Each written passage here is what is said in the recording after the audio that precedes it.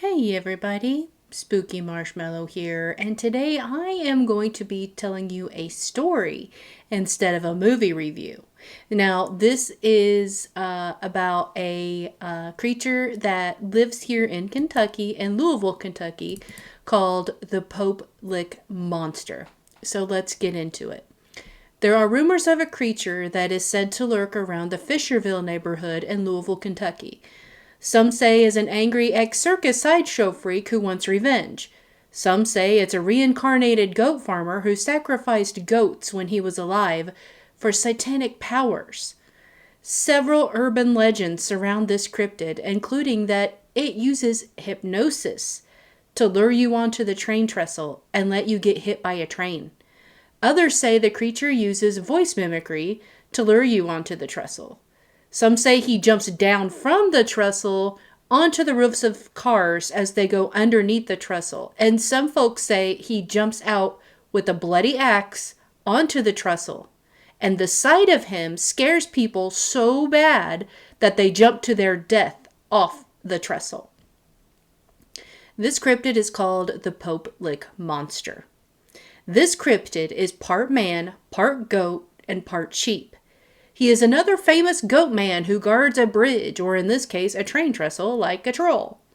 I can't help but to wonder, why do goatmen only hang out around bridges or trestles? Although when I investigated Whisper's estate, the tour guide said she saw a goat man on the 3rd floor one night.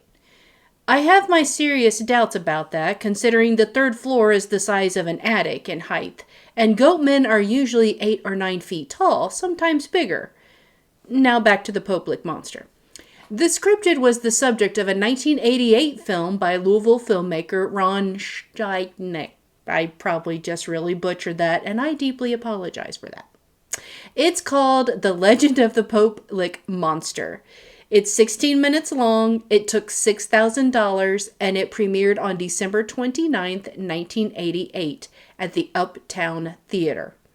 Most of the film was shot at the Pope Lick Trestle, but scenes showing the characters up on the trestle were shot at another, safer location.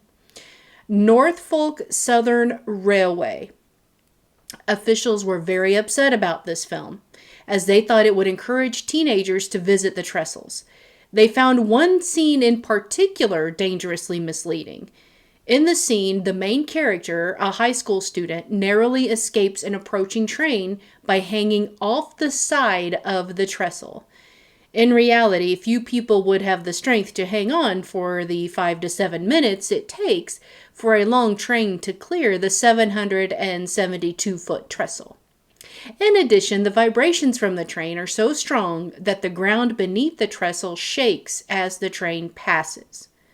Because railroad officials were worried that the film would add to the death toll, Norfolk Southern issued a statement, read at the premiere, which warned of the trestle's dangers, and it informed the audience that anyone caught on the trestle could be prosecuted for trespassing, and that still stands to this day. The story of the monster was also featured in an episode of Destination America's Monsters and Mysteries in America, titled Ozarks, in which I have searched high and low to find this episode and had absolutely no luck at all. Unfortunately, there have been some deaths there. Several people have died on or near the train trestle at Pope Creek in pursuit of the Pope Lick Monster legend. In 1988, a 17-year-old young man, Jack J.C. Charles Baum II, was hit and killed by a train, and another young man was injured while trying to cross the trestle. In 1994, a man was killed by a train after his ATV overturned on the trestle, trapping him on the track. In 2000, a 19-year-old fell to his death after encountering a train. On April 23, 2016, a 26-year-old tourist, Roquel Bain from Ohio, died after being hit by a train while searching for the monster. Her boyfriend survived by hanging on the side of the trestle. On May 26, 2019, Savannah Bright, 15 years old, was pronounced dead at the scene after she and another teenage girl were on the train tracks near the Pope Lick Trestle. Bright's unidentified companion was taken to University of Louisville Hospital. There is now an 8-foot fence surrounding the trestle to keep people out. However, that doesn't stop legend trippers who wander onto the bridge. Now, legend tripping is where you visit the spot where a supposed urban legend has taken place in search of the urban legend. This is still a working railroad bridge. And if you go on the bridge, you will die from an oncoming train, as there is nowhere to move away from the train. You will have to jump to your death. Now let's dive into the history of the Goatman. There is a deity which the Knights Templar were accused of worshipping called Baphomet. Baphomet was a winged creature with a human body and goat head and legs. He is described as half human, half animal, male and female, good and evil. He represents balance in social order.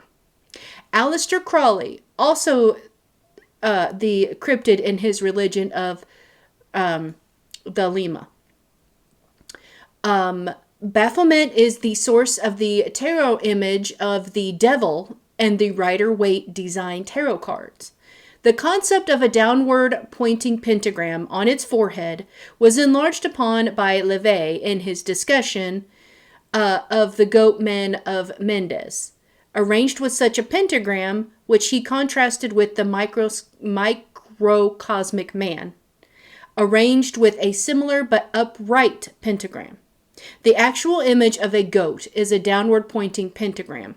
First appeared in the 1897 book Le Clef de la Magie Noire. I hope I said that right. Written by the French occultist Stanislas de Guaita. I hope I said that right. It was this image that was later adopted as the official symbol called the Sigil of Baphomet of the Church of Satan, and continues to be used among Satanists. So,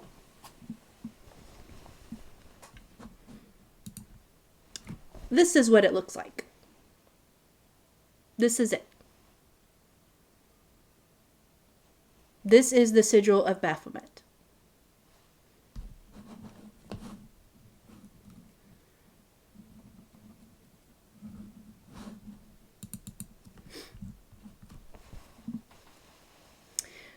Baphomet, as Levi's illustration suggests, has been portrayed as a synonym of Satan or a demon, a member of the hierarchy of hell. Baphomet appears in that guise as a character in James Blish's The Day After Judgment.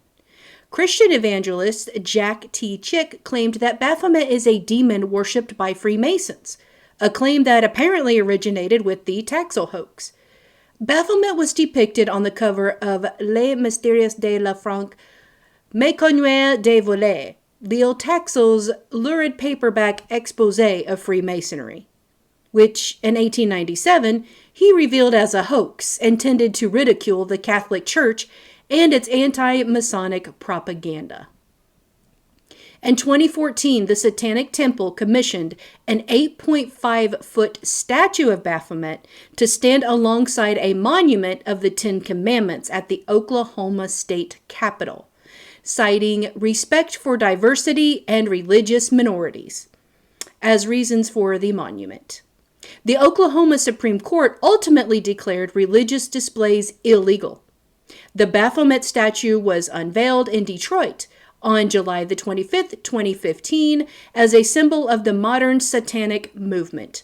The Satanic Temple transported the Baphomet statue to Little Rock, Arkansas, where another Ten Commandments monument had recently been installed. The statue was publicly displayed during a temple demonstration on August the 16th, 2018. Now, none of this explains why there are several Goatman bridges or trestles throughout the United States. If you know what the story is as to why they only hang out there, let us know down in the comments section below. I'm eager to know, why does Goatman only hang out on bridges and trestles like a troll? Alright, that's going to do it for today's video. Thank you so much for watching. I'm Spooky Marshmallow saying remember, stay spooky, my friends.